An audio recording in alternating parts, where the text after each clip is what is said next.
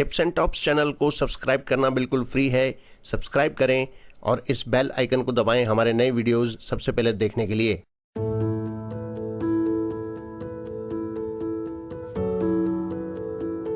स्वामी रामसुखदास जी महाराज को शत शत नमन।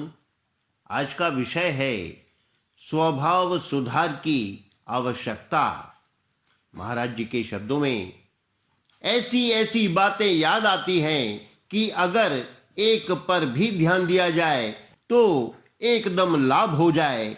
ऐसी कई बातें हैं, उनमें से एक बात कहता हूँ। मनुष्यों ने प्रायः भजन, स्मरण, जप, कीर्तन, सत्संग, स्वाध्याय, व्रत, नियम आदि को महत्व दे रखा है।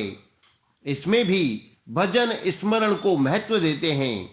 भगवान के संबंध की जितनी महिमा है उतनी महिमा और किसी की नहीं है, यह सच्ची बात है। परंतु फिर भी जैसा लाभ होना चाहिए वैसा नहीं हो रहा है। उसका कारण क्या है? वह यह कि मनुष्य अपने स्वभाव के सुधार की तरफ ध्यान नहीं देता। पुराना जैसा स्वभाव है वैसा ही करते हैं तो उससे क्या होगा? किया हुआ भजन स्मरण कहीं जाएगा नहीं, उसका नाश नहीं होगा, परंतु वर्तमान में उसका जीवन शुद्ध निर्मल चमकेगा नहीं। स्वभाव में दो भयंकर व्याधियां हैं, संग्रह करना और सुख भोगना। इससे स्वार्थ और अभिमान ये विशेष दोष आते हैं। इनसे स्वभाव बहुत बिगड़ता है, अपना भी बिगाड़ होता है और दूसरों का भी। तो अगर पारमार्थिक उन्नति चाहते हैं तो स्वभाव का सुधार करें। और जो स्वभाव का सुधार है वह इतने ऊंचे दर्जे की चीज है कि भगवान को आस्तिक मानते हैं, नास्तिक नहीं मानते। परंतु सुधरे हुए स्वभाव वालों को आस्तिक और नास्तिक दोनों ही मानेंगे। मनुष्य किसी संप्रदाय का क्यों न हो, उसका सुधरा हुआ स्वभाव सभी को अच्छा लगेगा, सबके भीतर उसका असर पड़ेगा। जिसका स्वभाव बिगड़ा हुआ है वह अपने संप्रदाय वालों को अच्छा नहीं लगेगा, फिर दूसरे संप्रदाय वाले उसका क्या आदर करेंगे? अपने स्वभाव का सुधार करना बहुत आवश्यक है। भगवान ने तो इतना कह दिया कि दैवी संपत्ति मुक्ति के लिए है और आसुरी संपत्ति बांधने के लिए है। दैवी संपद विमोक्षाय निबंधाय सुरीमता। स्वार्थ बुद्धि, भोग बुद्धि, यही आसुरी स्वभाव है। असुर उसे नहीं कहते जिसके सींग होते हैं।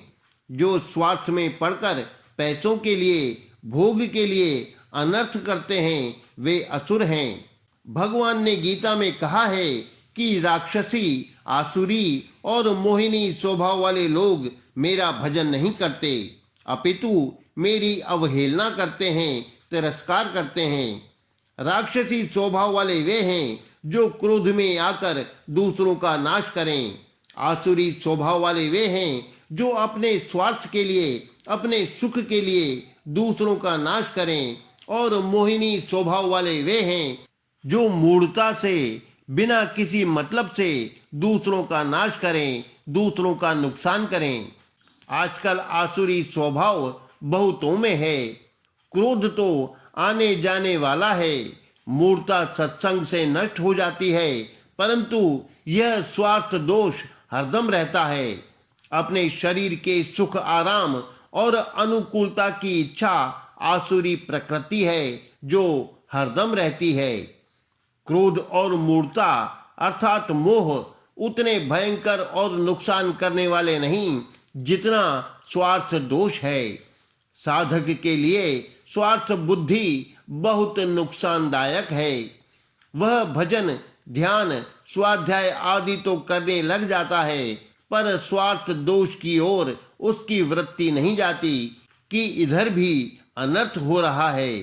शरीर के आराम, भोग, सुख, संग्रह की इच्छा और किसी तरह अपना मतलब सिद्ध करने का भाव बड़ा भारी नुकसान करता है। इससे आदमी ऊंचा नहीं उठ सकता। इसलिए सज्जनों, अपने स्वभाव का सुधार करो। स्वार्थ बुद्धि का त्याग करके दूसरों का हित करो, इसके बिना बीमारी नहीं मिटेगी। आज के जमाने में तो स्वार्थ बुद्धि के त्याग की बड़ी भारी आवश्यकता है। इस स्वार्थ के कारण झूठ, कपट, बेईमानी, ठगी, धोखेबाजी, विश्वासघात आदि न जाने कितने कितने पाप हो रहे हैं जिनका कोई अंत नहीं। जैसे भूखे के लिए अन्न की और प्यासे के लिए जल की जरूरत होती है, ऐसे ही इस जमाने में स्वार्थ त्यागियों की बड़ी भूख लगी है। भूखा मर रहा है हमारा देश। इसलिए कोई आदमी थोड़ा भी स्वार्थ का त्याग और दूसरे का हित करता है तो वह बहुत ही जल्दी विलक्षण हो सकता है। दूसरे को सुख कैसे मिले, दूसरे को लाभ कैसे हो, दूसरे का हित कैसे हो, यह एक भाव रखने से स्वार्थ का बड़ी सुगमता से त्याग हो जाता है और स्वभाव का सुधार हो जाता है। परंतु जो अपने स्वार्थ के लिए दूसरे को सुख पहुंचाता है कि दूसरे पर मेरा अच्छा असर पड़ेगा, दूसरे मुझे अच्छा समझेंगे, तो इससे स्वभाव में असली सुधार नहीं होता। ऐसा करना सेवा की बिक्री करना है। अतः दूसरे को इस तरह सुख पहुंचाए, इस तरह सेवा करे कि दूसरे को पता भी न लगे। जिसकी सेवा की जाए उसे भी पता न लगे और दूसरों को तो बिल्कुल पता न लगे, तब कहीं स्वभाव सुधर सकता है। मनुष्य जो अच्छा कार्य करता है, बदले में वह सुख, आराम, मान बढ़ाई आदि खरीद लेता है। अच्छा कार्य करते ही वह अभिमान को पकड़ लेता है। यह अभिमान संपूर्ण आसुरी संपत्ति की जड़ है। जैसे महाभारत के नलोपाख्यान में आया है कि बहेड़े की छाया में कलयुग रहता है, ऐसे ही इस अभिमान की छाया में कलयुग रहता है। जितने दुर्गुण दुराचार हैं सब इसकी छाया में रहते हैं। यह अभिमान सब किए कराए को नष्ट कर देता है और आजकल इस अभिमान को ही हर एक बात से खरीदते हैं। दान पुण्य करें तो, भजन स्मरण करें तो, जप ध्यान करें तो, उपकार करें तो, सेवा करें तो, इस अभिमान को ही खरीदते हैं जो आसुरी संपत्ति का असली मूल है। इसका त्याग करने से स्वभाव सुधरेगा। कोई मुश्किल काम नहीं है। विचार पक्का हो जाए कि हमें तो अभिमान त्यागना ही है तो त्याग हो जाएगा, नहीं तो बड़ी हिम्मत का काम है। रोजाना 3 लाख नाम जप कर लेंगे और सब काम कर लेंगे पर अभिमान नहीं छोड़ेंगे।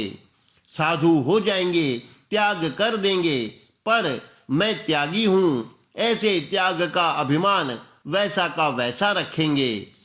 अहंकार राक्षस महान, दुखदाई सब भांति, जो छूटे इस दुष्ट से सोई पावे शांति।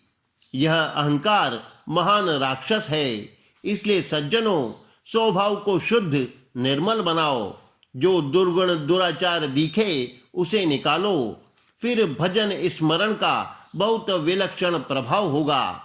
ये राक्षस अर्थात स्वार्थ और अभिमान साथ में बैठे हैं, इसलिए उसका प्रभाव नहीं होने देते, साधक को असंग नहीं होने देते। इसलिए स्वभाव का सुधार करने की, उसे शुद्ध बनाने की बड़ी भारी आवश्यकता है।